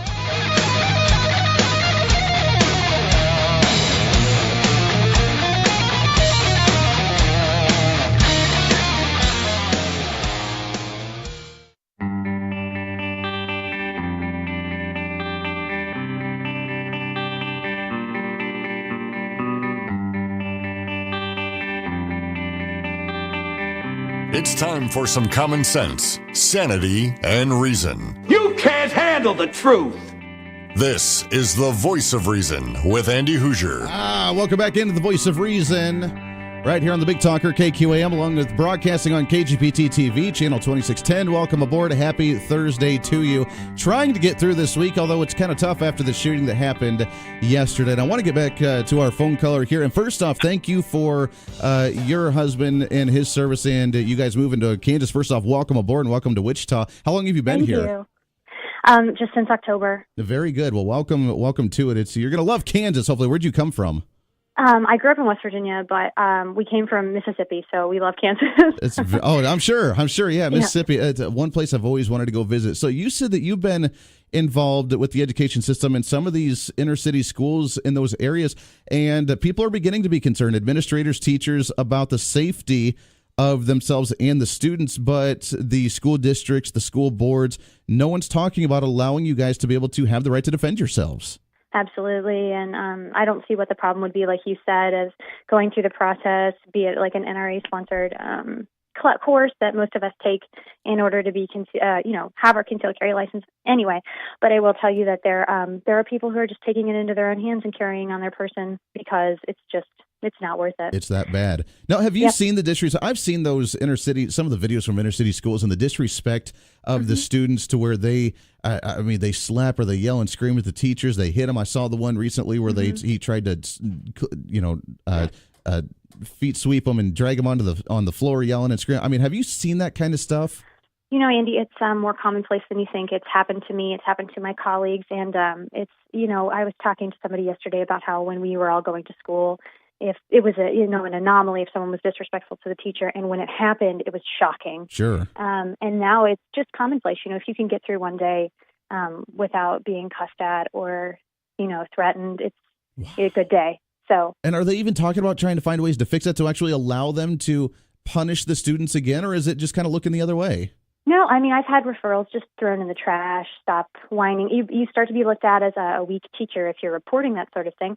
And for some reason, there's a huge shift in administrative policy where they're afraid of upsetting parents. They're afraid of upsetting kids, and they just don't want to provide them with consequences. Which probably leads to a situation like we've seen here. The teacher's too scared to do anything. We've seen the numerous threats of the students that claim that this individual may cause a shooting because he was very disturbed. The teacher's emailing the other staff a year prior saying we probably shouldn't let this kid come back onto the school grounds, but they didn't do anything about it at the time. Teachers are very perceptive and they have a strong intuitive sense, and that's a lot of the reason why they end up going into what they go into. And so it's really disheartening, and it starts to breed this sort of apathy with us when we go to tell people, we have this sense, we're observing these behaviors, and time and again, it's just dismissed. So, and then from another perspective, and I don't mean to play the conspiracy theorist, but I'm going to because of just the way that, the progressive movement is going. I wonder sometimes if what he was doing on social media and things like that are being analyzed and people are seeing it, but for the sake of the disarming agenda, wanting, that we want these things to happen because if they do, then, it's going to be so much easier to have a populace that is not able to bear arms. I mean, come on, we monitor ISIS members on Twitter being able to say, okay, we're going to attack this person, or we take credit for this bombing, or whatever the case is. They know what's going on. And if this individual had disturbing messages on social media, then it wasn't one of those potentially, and you're right, putting the tinfoil hat on here, not saying this individual's disturbed, we should probably do something about it, but let's look the other way. Let's hope something happens, and then we can find a way to advocate for gun control, because the conversation on the media now is that not only was he disturbed, but he was obsessed with guns. So now anybody that's obsessed with guns might have the potential to going on a shooting spree in a school and killing 17 people. Absolutely. And it's like, I feel that the mainstream media was very frustrated when that thing happened in, Sutherland, outside of San Antonio, and that gentleman was able to defuse the situation by using his own firearm. AR-15. And exactly, an AR-15. And people will say, it's people who are uneducated and do not own firearms. Oh, wow, that's such an aggressive-looking gun. But as you mentioned earlier on your show today, it's just a rifle. I think, it goes down to consequences. It goes down to family values, like what you were saying. We see a lot more broken families and frankly, even calling the parents. A lot of kids in this situation, the parents won't answer the phone. The parents will answer the phone inebriated. They just don't care. So it's a societal sickness. Sure. So you would be an advocate for what we have in our state legislation right now with the potential of having courses set up by the NRA for our students in our classrooms, middle school, high school, to learn about gun safety so that they're familiar with firearms. So something like that you see as a benefit. Absolutely. And I mean, not just for a plethora of reasons. One, for the situations that we've been discussing today. And two, if a child, how many accidental deaths are there just because people haven't properly stored their firearm? I mean, if a child knows what to do and they feel comfortable, it's a life skill, like, learning to drive a car. If you feel confident and it's not something that causes you like panic or, then why not? It just doesn't make any sense to me. And again, having the teachers train, I mean, what a deterrent, right? To know if you knew that like every room that you were going to go into had a firearm. Yeah, exactly. Yeah, even if it was an open carry, and that goes into the conversation of having the students actually respect the teachers. But I mean, if the teacher was up in the front of the class with a holster and a gun right there at all times, then if you were a student wanting to cause harm or even act out, I mean, you would think about something like that. Yes, yeah, you would certainly think twice, I believe. So. Absolutely. Wow. Well, thank you so much for the call. It's a great insight, and thank you for what you guys do. Thank your husband for us again for his service and everything that he's done as well. Okay, thank you so much, Andy. Have a great day. Hey, appreciate it very much. Thank you. 721-825-5721-TALK. Great phone call right there. I mean, that shows the fact that this happens all the time. I mean, you see the social media things, and I thought that was a once-in-a-while case, with the fact that they disrespect teachers all the time. When did we get to that point to allow the student to become the teacher, to become the adult, and to be able to bully everybody else because we're too scared to do that? Because heaven forbid that we actually have the nun that actually whacks them on the knuckles if they actually act out. When did we get to that point? Then we're seeing people just completely ignore responsibility or actually stand up for themselves.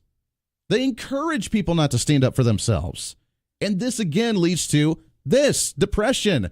Individuals lashing out, individuals just holding it all in and then exploding at some point because they want them to be therapeutic and go to a psychiatrist, but they don't want them to stand up for themselves. I saw a story coincidentally out of Florida, where the same shooting happened here, and the state legislature in Florida now wants to start allowing individuals go to private schools, but not because of their academics or anything, but because if they're bullied in public schools, then they would have a state-funded subsidized voucher to go to a private school. Not because of their academics, not because of the ability for them to learn more, but because they're being bullied. And we haven't had that discussion in a while when it comes to bullies. And I'm of the look, I was bullied as a kid. I'm a smaller individual. I'm not the strongest individual. I learned how to adapt because I was bullied at times as a young kid in elementary school. By middle school and whatever, then I learned how to adapt to it. I learned how to talk my way out of situations. That's why I'm on talk radio, because I know how to talk. But I learned that skill. You learn how to adapt, or you stand up for yourself and you punch the bully in the nose. They're not going to hit you anymore. You stand up to them once in a while, they're not going to do that. And I know there's different types of bullies nowadays, but the fact that we're now giving them the option to say, oh, you're bullied, you don't want to address the situation, you don't want to learn how to cope with an issue in your life, let's send you off to a private school now, which I guess you're getting the positiveness of going to a private school and getting a private school education. But that's the out that we have? That's what we're going to allow them to do instead of, you know what, don't bottle it up, don't hold it up, don't cower, don't shadow, don't allow them to abuse you in that sense.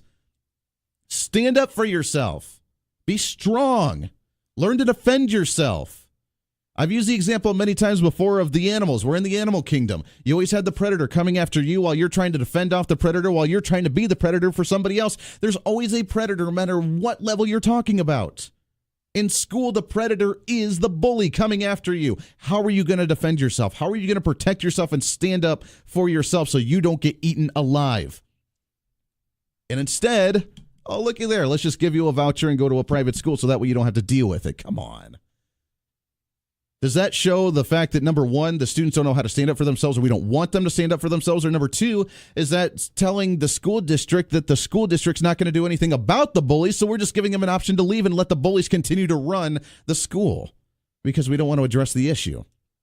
There's a lack of responsibility all around in any shape or form, and that mentality probably led to a nutso being able to abuse everybody else, to isolate himself, to be a little disturbed, and then to go into a mass shooting spree. 721-825-5721-TALK. Phones are lighting up. Let's go right to them, shall we? Good morning. What's your name?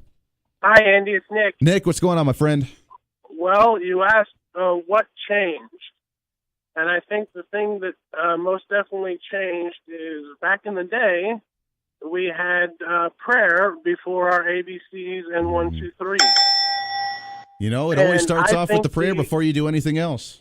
I think the biggest threat that we have in America, besides any foreign threat, is the spread of secularism, not only in our schools, but also in the mental health aspect of things, where we do not take accountability for our own actions when we do something that Christians would call sin. Sure, because we want remember, to we're call not allowed that to impose mental our illness. will. We're not allowed to impose our will or our values or our lifestyle onto anybody else. Stay out of my business and don't do that. And look, I'm a libertarian like you kind of guy, where I do my thing, you do your thing, and everybody's happy hunkin' dory. But there is a social norm that we have to live by, to where if people don't even value the golden rule of treat each other how you'd like to be treated yourself, then which is based on a religious property, by the way. But even if you take the religion part out of it, if someone doesn't want to be religious, I don't see that as a problem, but still we have to live by the same kind of golden rule as the society as a whole.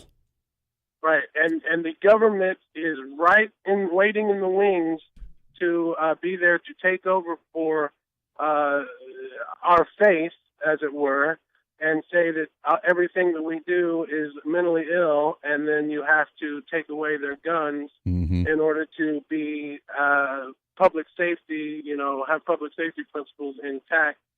Corporal punishment, I still think is allowed in Kansas schools, but the optics of a teacher doing that, beyond the fact that whether or not we have parents that care, it's a slippery slope of whether or not somebody can get sued or anything like this. And sure. So I agree with the last caller. I was hoping that Helen maybe have something to inject here, but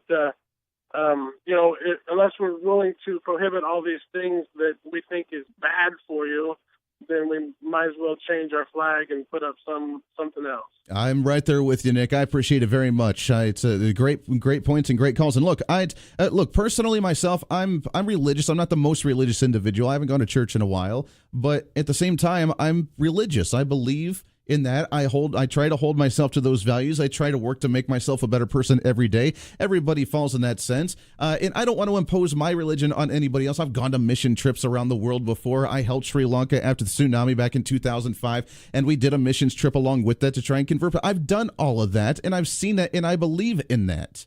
But if you don't want to believe in religion, that's all the power to you. But we need to have It's funny enough that our rules, our basic foundation of golden rules, treat each other as you'd like to be treated yourself. Don't commit murder. Don't steal. Don't use the Lord's name in vain, so on and so forth. If you don't do those things, just the basic foundation, that's really the same laws that we have on what you're supposed to abide by just in society.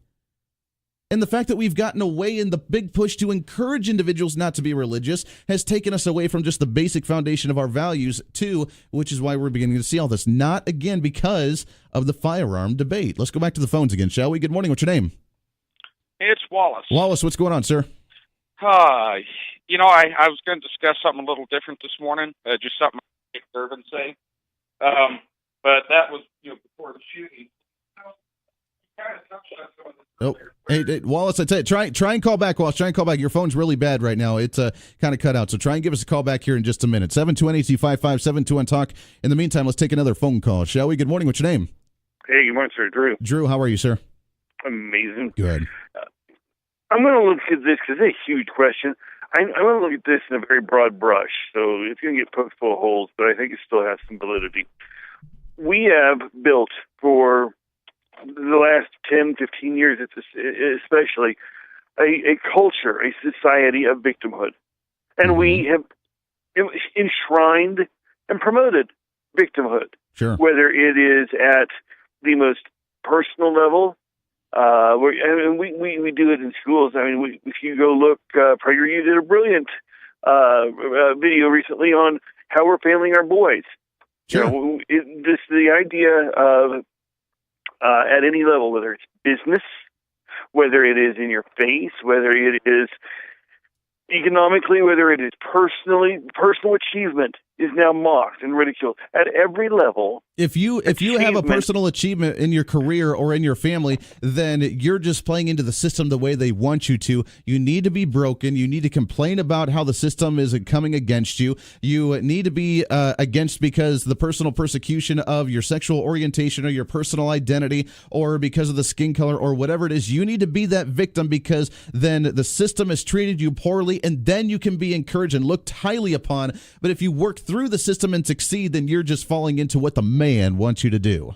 And we have a system of governance now where you had Obama go on his apology tour, where you have the government who is repeatedly taking away your rights. We have a system of institutional bullying, and the media promotes it. And so what do we expect when you have a populace where you've told them you're powerless, you're inept, you're impotent?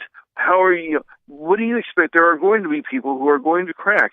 Instead of us doing what we should be doing, instead of us doing what helped make America great, which was to say, you can achieve, you can do this, promoting the individual integrity that's necessary for people to say, I matter. Sure, I agree. Drew, I appreciate that very much. Got some more calls on the line. Don't go anywhere. We'll try and get to you as soon as we come back. Got to take a break, running late on one.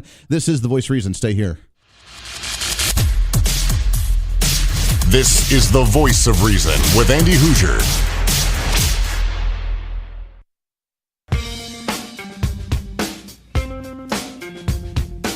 Welcome back in, wrapping up hour number 2 of The Voice of Reason. Mark Walters, host of Armed American Radio, going to join us in the 8 o'clock hour for a little bit as we chat about more of this shooting that happened down in Florida. But for the meantime, wrapping up this hour, let's go right to the phone, 721-8255-721-TALK. Good morning. What's your name? It's Wallace Hey, again. there we are. We got you back. All right. Yeah. So, I was going to talk about something else, which was, Dick Durbin. But, with this... Well, he's going to try and fight guns anyway, so it's okay. Yeah. Well, I'll just make a quick comment and then go on to guns. He was giving a Senate floor speech the other day where he was talking about the need for all these illegal immigrants because they keep down, the costs at restaurants. Businesses, rely on this cheap labor. And he said that he was eating in a restaurant and looked back when the kitchen doors opened and he saw all the immigrants in the kitchen.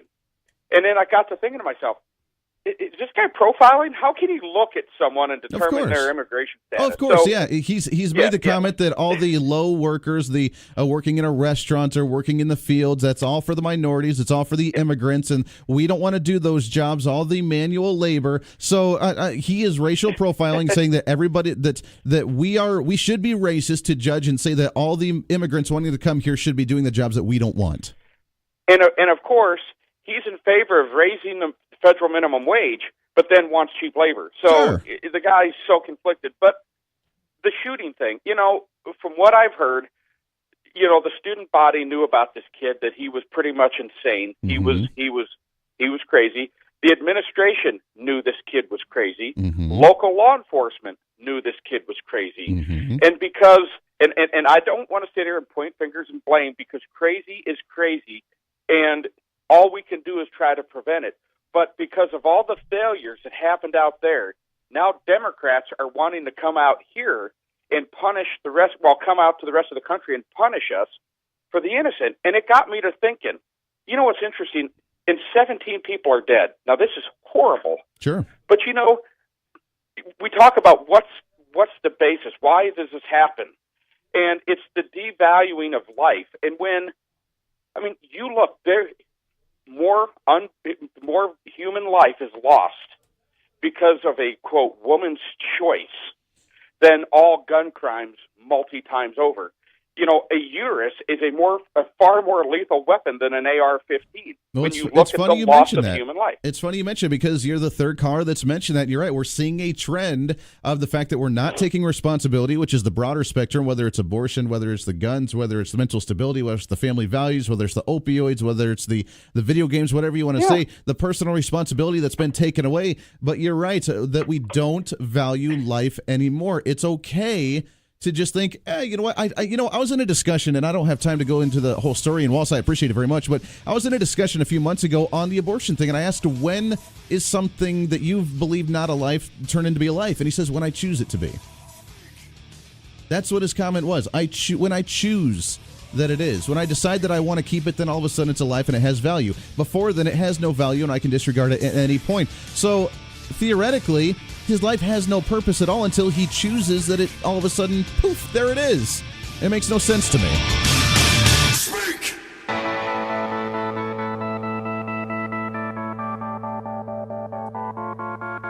It's time for Reason. Don't do drugs or don't smoke because it's really, really bad for you, but we're going to raise taxes on cigarettes in the state, so that way when you go to school this year, you're going to get brand new books because we are going to use the tax money on cigarette sales. Now, I'm not against smoking.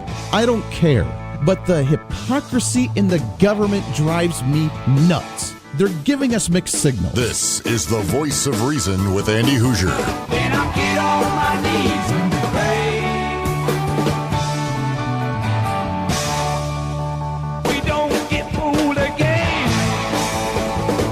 Don't get fooled again. Welcome into the Voice of Reason. Can you believe it? It's a Thursday. The pre-Friday Conservative Party has begun. We see the light at the end of the tunnel. We can utilize it. Let's carpe diem today. Let's have a good one. Starting off your day better than a cup of coffee, better than a shot of espresso, better than an energy drink, because we're just the awesome conservatives right here on the Voice of Reason, broadcasting here on the Big Talker KQAM, along with KGPT TV, channel 2610. Welcome aboard and happy Thursday. Coming up at the bottom of the hour, we're going to have on a special guest with the upcoming Daytona 500.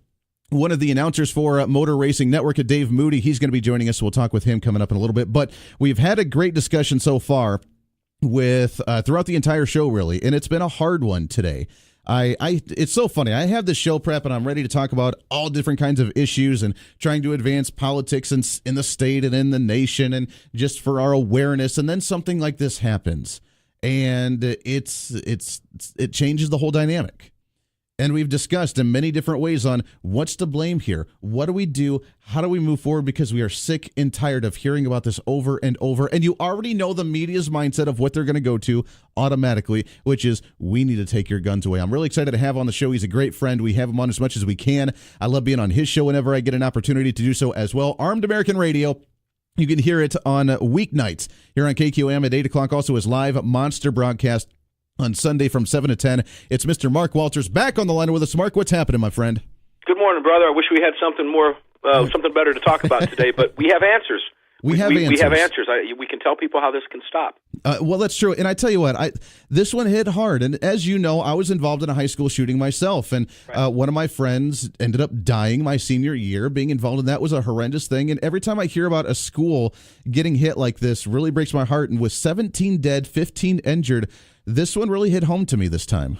Well, I'll tell you, I dropped my daughter off. I drive my daughter to high school every day. She's a freshman here just north of Atlanta. I drive her to school and drop her off every single day. Sure. And just down the road from her school, less than a half a mile, is a school that was planned, that an attack was planned at, where the two students, it made international news just recently over the last few months, where two students are now sitting in the county jail awaiting trial, attempting to get bond. They won't, for planning a Columbine-style attack. Wow. They had a hit list, teacher's hit list, student hit list. They were planning on using bombs and guns and everything else. They were caught, thank God.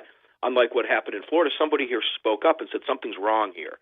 And these individuals were arrested, and their social media was gone through, and they found everything they needed to find to make the arrest. And they caught him just in the nick of time. This is right down the street from me. This is reality. I walk into my daughter's school to pull her out. I had to take her to the orthodontist the other day. I walk right in the front door. Sure. No buzzer, no nothing. Nothing. I walk right in the front door. I'm right in the middle of the atrium of the high school. Sure. Nothing stops me. My son's school, he's in the middle school. He's 13. Walk up to his door. The doors are locked. You push a little button, it buzzes it, and 2 seconds later it opens up. Nobody questions you. Walk right in the school. There's an answer here, Andy, and it's time we change the narrative. It's time we take control here. And I think we're going to see a shift. There's a paradigm shift happening here. The dynamic is going to change in America because we're all fed up with this. Nobody's more fed up with this than law-abiding gun owners who are sick and tired of listening to the mainstream media blame us for the actions of evil monsters. Let me remind you, listeners, you're not the bad guys. The guns in your safe have nothing to do with what happened in Florida or Vegas or Virginia Tech or Columbine for that matter, anywhere, you're not the bad guy. The media will portray you as such, but 100+ million of you are not the bad guy. I want to remind you that because you don't hear that enough. Well, and that's what we need to hear right now, because this mentality, and we mentioned, as you said, the incident next to your home that's close to you, they ended up stopping them just in time. This individual, they had the teachers emailing the staff a year prior saying, we probably shouldn't let this kid back into the school because he's a little disturbed. The social media, you know what, it's a little disturbed. The student saying that if there's going to be a shooting, it's probably going to be from him because he's crazy disturbed. Who actually said anything to stop this from happening? Where's the kid's parents? Right. I don't know enough about him yet where all of this is coming out. What we hear now, I tend not to take much stock in. It's kind of like watching the reports as they're unfolding in a 24-hour news cycle. You can pretty much take to the bank that the people that are reporting the quote-unquote news to you in real time don't know crap. And they don't. They don't know anything. They're hearing rumors. They're insinuating. I sit and watch Shepard Smith go through this. They're telling stories that wind up changing. You got to take these things when you get a 24-hour news cycle. Take it in, get the main headline, move on, come back an hour later and find out what's going on and start following it somewhere else, because you're just feeling that. And that, to me, is part of the problem, is a 24-hour news cycle. It's doing a tremendous amount of damage to the psyche of this country. Look, we spoke about this yesterday on Armed American Radio's Daily Defense. I was talking with Jim Irvine. We'll go into Jim here in just a little bit because of the FASTER program that he runs and teaches, which, by the way, is the answer to this. I'll explain later. But the Virginia Tech shooter idolized the Columbine killers. Sure. All right. These killers idolize each other because they're made to be glorified by 24-hour news, and it's just something that we live with today. It's not going to change. We are living in an age of 24-hour news. This coverage is incessant. It doesn't need to be, but it will be, and it's not going to stop. The next killer is already planning to outdo this one, as sad as that is. But the gun control argument that you hear is beginning to fall on deaf ears across the country. Americans know that gun control is built on a false premise, and that is that criminals will follow the law, and they don't. There is no gun control law that will stop an evil madman from committing premeditated murder on the scale of which we saw yesterday or any other time. And the next one will do the same thing. So this is a discussion I'm ready and willing to have, and it's time America has it. Well, you're absolutely right. It's time that we actually have that, because we are sick and tired of hearing, you know what, there's another shooting. That AR-15 that he had, I don't know how he purchased it. He's 19 years old. He may have gone through the background check because he's young and had a clean slate. He may have stole it from his parents. He may have gotten it somewhere else. I don't know. The smoke grenades that they said that after he pulled the fire alarms to cause mass chaos, I don't know. But we're sick and tired of hearing, it's the gun's fault, and we should start talking about that, because I guarantee if he walked in with a handgun or with a couple handguns, he could have done the same amount of damage. Well, I'm glad you mentioned that, because that needs to be pointed out. I'm going to be on the BBC World News at 11:30 Eastern, 10:30 Central. If you're interested in watching, you can watch. Just put on BBC World News now with Matthew Amrawal. I'll be on, and I'll be going up against an American expat by the name of Bonnie Greer. I've been face-to-face with Bonnie on the BBC before on this very subject, except today I'm going to change my tune a little bit, because you're going to hear a lot of calls, as you already are, for this banning this assault weapon, banning the AR-15. These are people who know nothing about firearms that are telling you these things, as opposed to banning the Glock 19 that was used by Xuan Wei Cho to murder 32 people in Virginia Tech. Would they rather have the handgun? You see, these are people who are not seeking a solution. They're seeking a political agenda. Not a solution. If they were seeking a solution and they really truly believed what they were saying, they would call for banning all guns, including the handguns that were used by Xuan Wei Cho and that are used to commit most murders in this country. So it isn't about the truth to them. It's about a political agenda. We need to ignore these people, and we need to focus on the solution, and that's hardening our schools, period, and removing the no-gun signs from them. That's what has to happen. Well, exactly. I mean, we've talked about a couple times on the show already this morning and numerous times before that. I'm an advocate that I think that the teachers need to be having a training, that they need to have multiple trainings and continuous training on firearms, on firearm handling, and have a firearm in the classroom. Just imagine if one teacher actually had a firearm in the classroom in Florida yesterday, how many less people could be dead right now? Potentially. Well, we won't know the answer to that, but here's what we do know, and I'll quote my good friend Susanna Hupp. Having someone with a firearm on the premises changes the odds. Right. Right now, the odds are 100% in favor of the mass killer. Right. He is unstoppable until he determines to end his killing spree, period. That's right. We got to take a break. If we add another gun and more firepower to that mix, the odds change. The statistics change. Now, here's where we get into, probably jumping a little bit ahead here, but it's very important that we understand exactly what it is that we're talking about here. And I want listeners to be very, very clear here about what I'm talking about. We defend our president with guns. We defend our congressmen with guns. We defend our governors with guns. We defend our celebrities with guns. We defend sporting events with guns, jewelry stores with guns, banks with guns, office buildings with guns. We defend factories with guns. We defend airports with guns. We defend our courts and our judges with guns. We defend our children with a sign that says, "This is a gun-free zone." It's asinine, and it has to stop. And it can stop if we start taking the lead here and forgetting the political agenda of the liars and the hypocrites and moving forward with what we know works.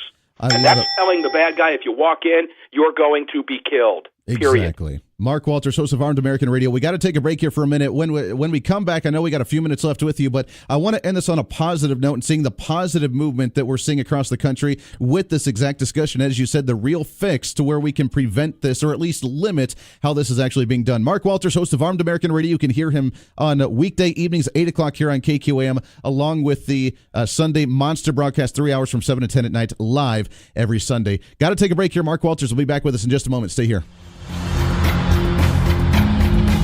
The Voice of Reason with Andy Hoosier on the Big Talker KQAM.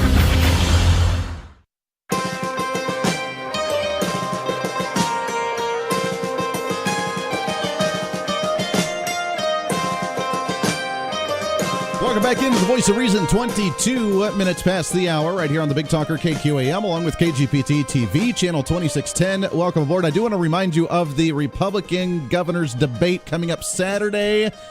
We get to have the exclusive radio broadcast coverage of that, along with KGPT TV. It's going to begin at 7 o'clock on the radio, 6 o'clock for the pre-coverage on TV. The debate starts at 7:30 at the State Republican Convention here in Wichita at the Hyatt Regency. We want to thank our radio sponsors for allowing that broadcast to happen this Saturday. Heartland Avionics and Augusta Flight Center, Croft Lumber of Heston, Phil's Coins, Kent and Roxy's Spectacle Shop at Riverside Cafe, and Davis Liquor Outlet. I'll be hosting along with Bob Weeks, host of Wichita Liberty TV, as we do your pre- and post-debate coverage, both on radio and on TV. Really, really excited about the very first governor's debate coming up this weekend. On the phone with us right now, Mark Walters, host of Armed American Radio. Mark, I want to get your take on this because, as you mentioned, we're sick and tired of the norm. Right. Every time that we see a mass shooter that, like you said, someone's already planning for a bigger and better one. They already know what they want. We don't value life anymore, and we can talk about all these social issues that we're seeing right now between not valuing life with abortion issues or the kids having a warped mind by playing video games all the time of shooting and seeing how many deaths they can get or whatever the case is, which I take all that to a degree, and I believe in it. The family values breaking down, the family traditions breaking down. But on the positive note here, HB 2460 out of the House, out of the state of Kansas here, is working on the NRA's initiative for the Eddie Eagle Gun Safe Initiative to be taught in our schools so that way students understand the safety of firearms. And if we had the teachers, if we had the students, if we have a movement to focus the attention on the education of guns, do you think that would decrease the mass shootings in schools a little bit?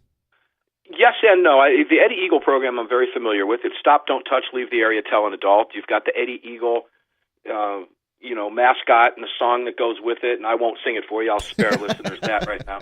But it's a catchy little tune, and it's taught to millions of kids around the school, and it's designed specifically to keep kids safe. You know, the media will never give credit to the National Rifle Association for being the number one teacher of children and real true gun safety, not this hijacked lingo from these boneheaded leftist liars like Everytown for Gun Safety, who are masquerading around right now saying that this was the 19th school shooting since January 1st. That's a flat-out lie. And by the way, hats off to Fox News and even Geraldo Rivera, who's railing against AR-15s right now. We expect that from him because he's a knee-jerk reaction liberal. But at least they're giving the proper number of quote-unquote school shootings since Columbine at 25 over all of these years.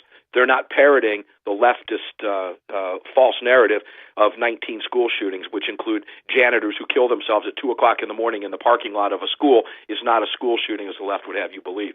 But quickly to go back, you see how easy it is to go down all these different rabbit holes. To go back to the Eddie Eagle program, the media will never give the National Rifle Association credit where it's due for being the number one trainer of real, true gun safety in this country. That's number one.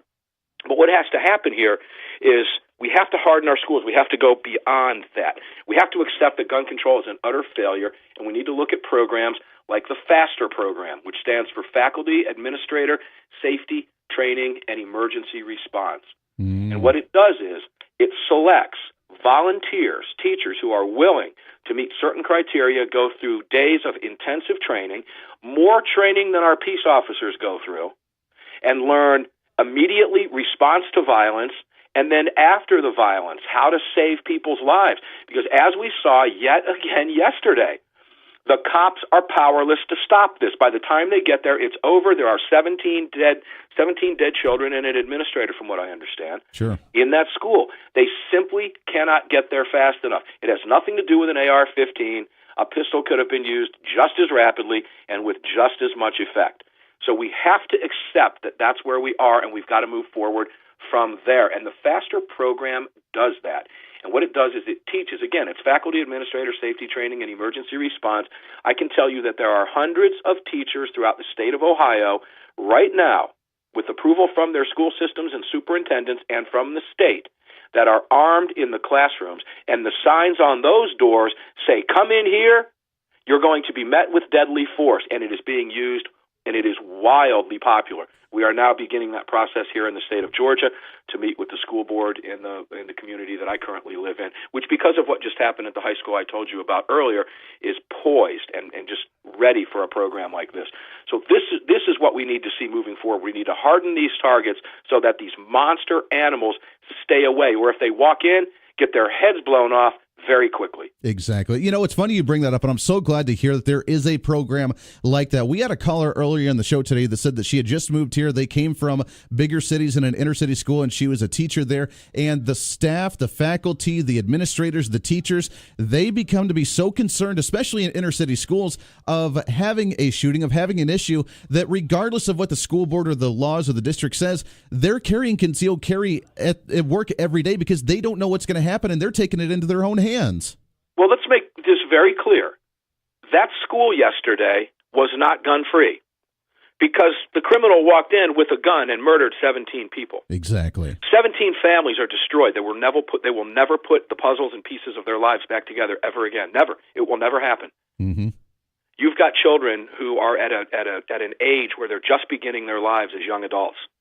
And now these families are forever devastated. And to suggest, and believe me, when I'm on the BBC World News tonight, you can watch me at 3:30 Central Time on BBC World News, you will see me be attacked by two leftists. All right? And this is the conversation I will have with them. It'll be interesting to see the looks on their faces. I won't be able to see them, but I hope you watch it and pay attention to it. Because they're going to hear facts, things that they're not used to hearing. Sure. But, this is stoppable. People, we can prevent this. It's easy to do. We just have to do it. We need that one courageous person to stand up and say, you know what? Enough. Enough is enough. We have to do so. We are not. How can we possibly send our children to soft targets? Because here's the deal: guns aren't going anywhere. Mm-hmm.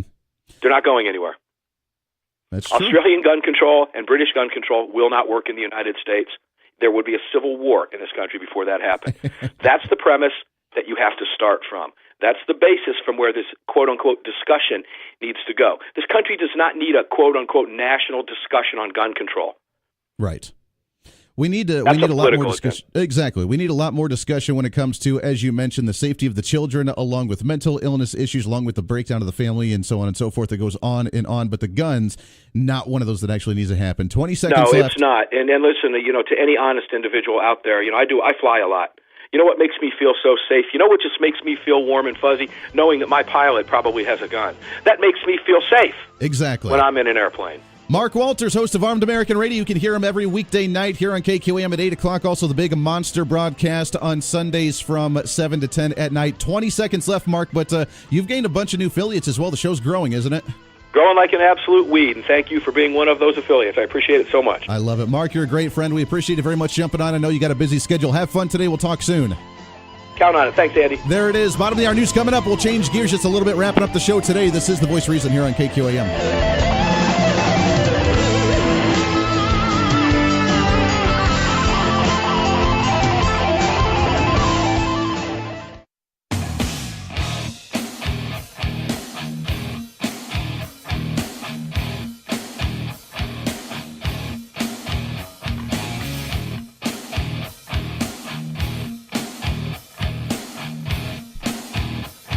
When it takes two to read the news, I'm trying to warn everybody and nobody takes me cereal.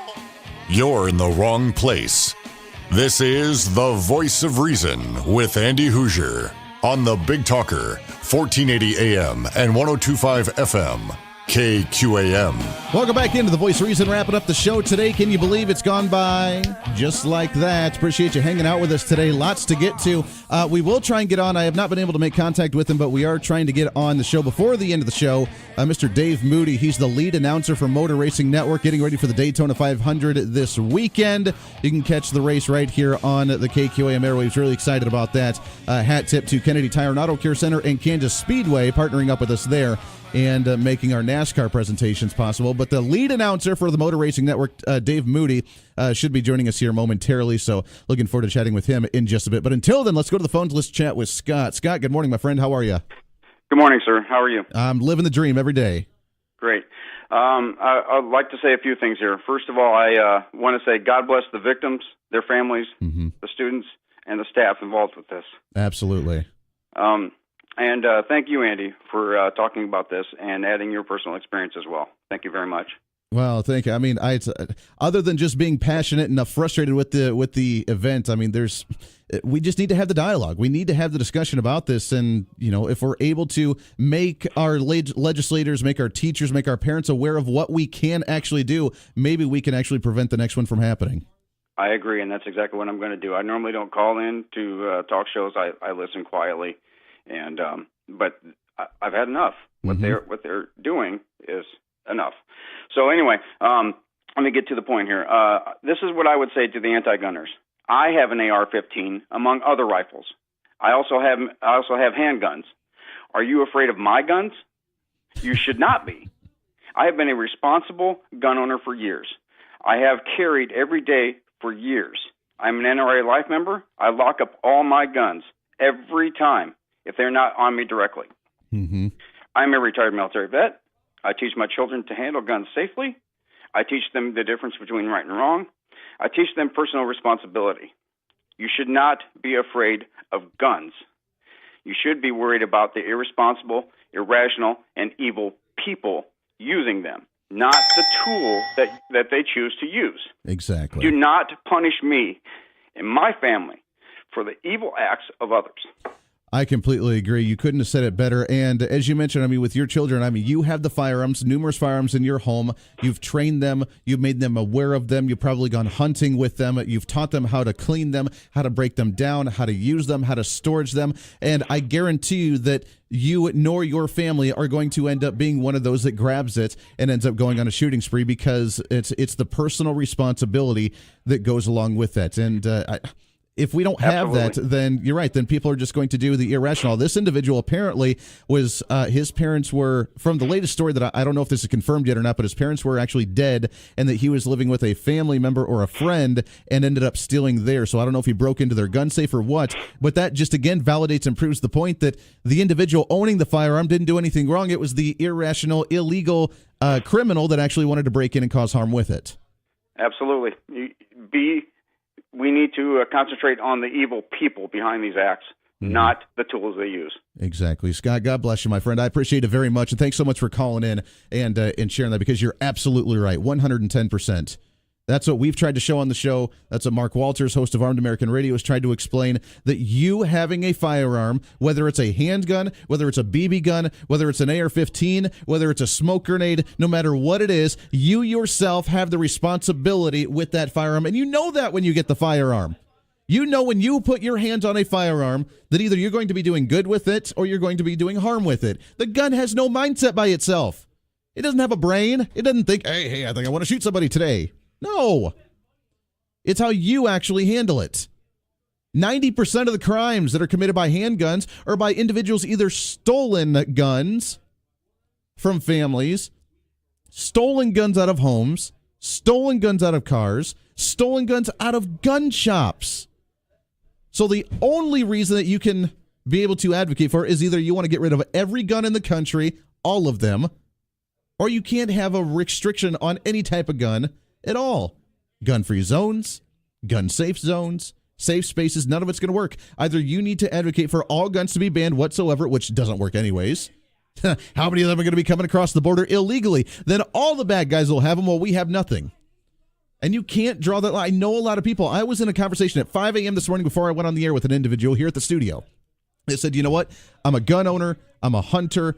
I'm a redneck. I'm a good old boy. I have tons of guns in my home. I think AR-15s need to be banned because no one needs them. Because in his perspective, it was either you are either doing it with a bad intention or you have an ego in order to carry it. And that was his mentality. And he's like, and I have tons of guns, handguns, shotguns, rifles at home. I don't have an AR-15. I think it needs to be banned. What's the point? He could have done the same thing with 2 handguns. He could have done the same thing with a double-barrel shotgun. He could have done the same thing with any other type of gun if he wanted to do so. The fact is that it's the same thing as a rifle. It's a rifle. It's nothing different other than it shoots bullets a little bit faster. So what? You can still cause the same harm. And to try and ban one and not the other, then that means you're going to have the handgun while the bad guy has the AR-15 because they're still going to bring it in across the border. They're still going to find a way to get it. They're still going to find a way to do something. And then we won't have a way to protect ourselves. So either you need to advocate to ban all guns where no one has a single one whatsoever, not even the police force. Why don't we look at the United Kingdom? How's that working for you? With the police force walking around with their batons, trying to chase after a terrorist who ran people over with their vehicle right outside of the Capitol building in London, and they're surrounded by 9 cops, but they can't do anything because he's swinging at them, and all they have is batons. They don't have guns. They don't have tasers. They don't have they don't have anything. They're trying to chase him around with a baton. How's that working out for you?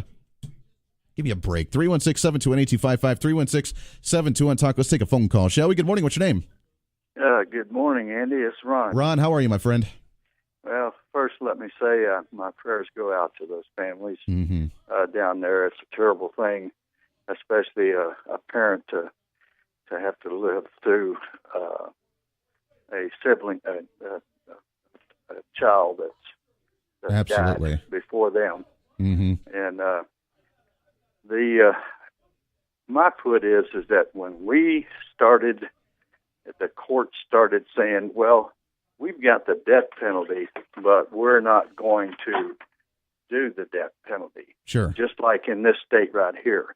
There has to be punishment that is equal to what they did. Sure. I agree. I think that if, back in the day, and I'm not advocating for this necessarily, but if you remember back during the historic times, if someone stole a loaf of bread, they chopped off your hand. And if you were scared to death to commit a crime, then you wouldn't commit the crime. What do we have now? We have a justice system that defends someone who, now I get it. We have the right to due process. We have the right to actually go through the legal system. But, excuse me, at the same time, if we still know for a fact that we saw them do it and they get arrested and they're there on the spot, then how much defense can they possibly need in order to get off scot-free or to get a lesser punishment of, oh, you know what, I just slaughtered 17 children in a school, and now you're going to let me off with probation, you're going to let me off with whatever, which I doubt that's going to happen to this individual, but you never know what's going to happen now. We just saw the rape cases of individuals trying to actually advocate for the rapist who just raped the 3-year-old and 4-year-old children here at the YMCA's get off on probation, get off on bond. Give me a break. You're actually going to allow them to get back into the streets? Well, the really crux of it is like in our Supreme Court here in Kansas, we've got one judge that openly, named Johnson, he openly says that I will not vote for the death penalty. And we have our laws says that we have the death penalty. Sure. And he won't even go by the law. It's unfortunate. It really is, Ron. I appreciate it very much. It's a good point. It's another look at it where are we really giving the responsibility or the repercussions, the consequences of your actions to the fullest extent of what we need to. Now, again, I am a forgiving individual to some degree. I don't think that some cases need to be severely punished. I'm not saying that stealing a loaf of bread, you need to have your hand cut off. But I am saying that if you harm children, if you harm women, if you're a womanizer, if you are an abuser, if you're a rapist, if you're a murderer, to me, those are unforgivable personally, and I cannot deal with it. It gets my blood boiling. It breaks my heart. And you want to see the most amount of emotion coming out, that's it. That's it. I started watching last night, and it goes kind of right along with this. I started watching last night. I've told you this before, but my favorite superhero, if you watch any of the Marvel superheroes or any of the DCs or whatever your favorite may be, my favorite superhero is one that does not have powers. The one that does not have powers, and it's the Punisher. And personally, that's my favorite character. Why? Because, for one, he has no superpowers. He suffered a loss with his family being killed. And he does not want to see that to himself or to anybody else, and he takes vengeance to himself. Now, I'm not advocating for everybody to become a vigilante in any way, shape, or form, but we need to have the mentality that you're not going to mess with us. We're going to protect ourselves. We're going to protect our own. We're going to protect me, my family, my neighbors, my loved ones, my community, what I can. I'm going to have that firearm in the classroom to protect those kids because they're under my responsibility at that time. I'm going to have a firearm in my home with my family, with my wife, with my child, because if anybody breaks in, I'm going to make sure that they never get a hair touched on their head. I'm going to carry a concealed weapon on me if I go to work, because if anybody comes into my office and if anybody comes after me, then guess what they're going to be greeted with, because I'm not going to allow them the opportunity to harm anybody that I care about. And when we do that, then we can actually change the dynamic of what's happening today. Because as we pointed out numerous times by many callers throughout the show, what's been happening? It's the victim. We're now the victim. And the victim that's been abused his entire life, that's been bullied his entire life, that's bottled it all up, that's never stood up for himself and never felt good, or herself, felt good about standing up and saying, I am a strong person. I can stand up for myself and I can face that bully head on. They never did that. They bottled it up. They became a little crazy. They became a little depressed. They felt that they were victimized and they lashed out. I don't want to see that anymore. 721-8255, 721-TALK. We'll take a break. When we come back, we'll try and get Dave Moody on with the Motor Racing Network talking about the Daytona 500 on a positive note, ending the show today. It's a Thursday. It's the Voice of Reason. Stay here. You're listening to the Voice of Reason with Andy Hoosier.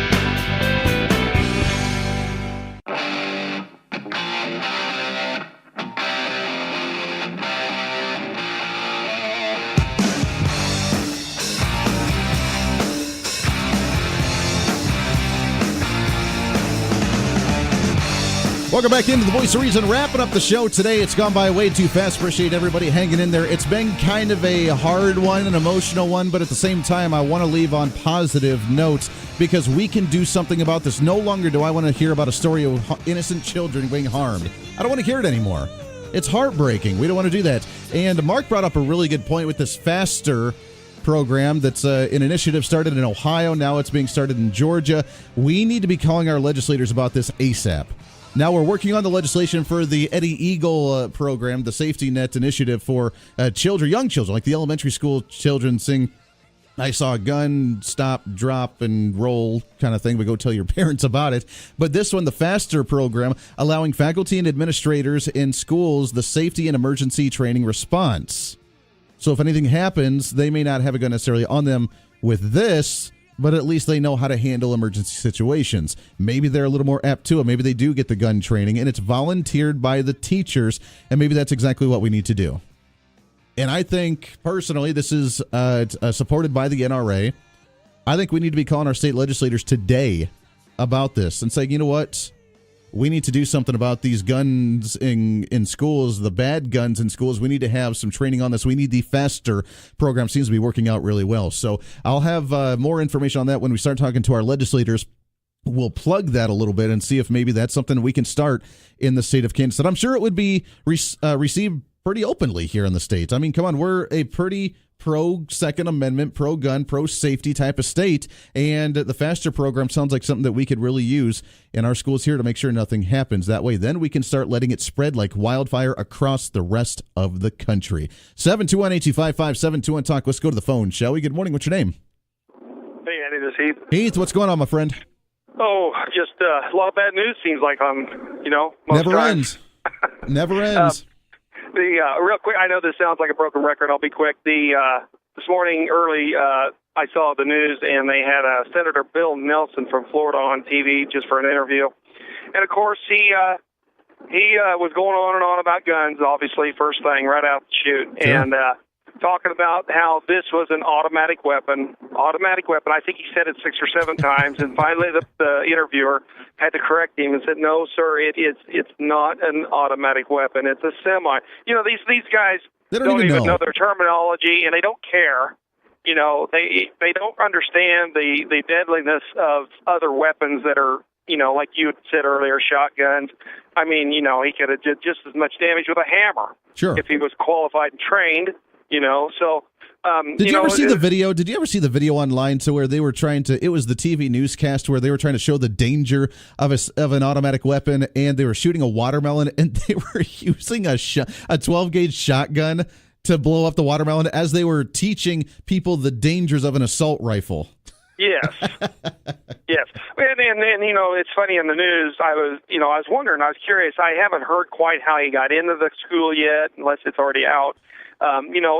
If somebody would have been just walking around the school, and saw him, Probably. There's very the office. Yeah, there's very few schools that actually have safety. And I've told you at my school, the individual walked right in because he had his hood up, because at that time we allowed everybody to wear their hoods in school and cover their face and he walked right in. He was a 40-year-old man, walked right in with a hood on, with a hoodie on, with the hood up, with the backpack on, walked right into a classroom. No one said a thing. Now, after that all happened, we have a gate at the front door of the parking lot of the high school that I went to in Bailey, which that doesn't really do anything because it's open during hours anyways. And then they have a parent that volunteers to sit at the front in the front of the school and sign people in when they come into the school now. Yes. It puzzles me. I mean, I got in. I mean, I just know from my experience with the schools locally here. Sure. I mean, I can't get in. I mean, I just can't go walk in a door somewhere, So anyway, just keep up the good work and tell the good gun owners to call their reps and hammer them, Yeah, there it is. So, Heath, I appreciate it, my friend, very much. I appreciate it. You're right on. 721-825-5721. Let's wrap up. We got about a minute and a half left. Let's go back to the phones. Good morning. What's your name? Hello, this is Helen. Helen, how are you today? Doing just fine. Good. And Jesus says, if you love me, you'll keep my commandments. St. John 14:15. And one of his commandments is, thine eye shall not pity the murderer, but you shall put him to death. See? Deuteronomy 19:11 through 13. It's a great point, and that's, I'm more favorable to that. Now, I know that we shouldn't judge our fellow man kind of thing, but at the same time, like you said, I mean, an eye for an eye, a tooth for a tooth kind of thing. And if you're going to do that devastating of an action, then I have very little conscience to actually to have pity on you. And that's really a lot of people and how they feel, although at the same time, then we have the other side that says, let them do whatever they want to because we shouldn't judge. Well, that's God's judgment. That's not our judgment. That's God's judgment. It's a great point. Helen, I love it. I appreciate it very much. It really brings it full circle. Lots to get to tomorrow. Don't miss it. Tomorrow's Friday. We're wrapping up the week. Also, we're getting ready for the Republican debate. Plus, for the first time in a while, we are talking to another gubernatorial candidate. Chris Kobach's going to be joining us on the show tomorrow at 8 o'clock. Don't miss it. It's going to be a lot of fun. Tomorrow, we'll have a little bit better, the lighthearted show tomorrow than we had today. Call your legislators. Be aware of the situation. Don't be afraid to be a gun owner. This is your show. It's time to speak up, speak out, speak loud, speak proud, speak the truth, and always speak some reason. This is The Voice of Reason. Have a great Thursday, everybody.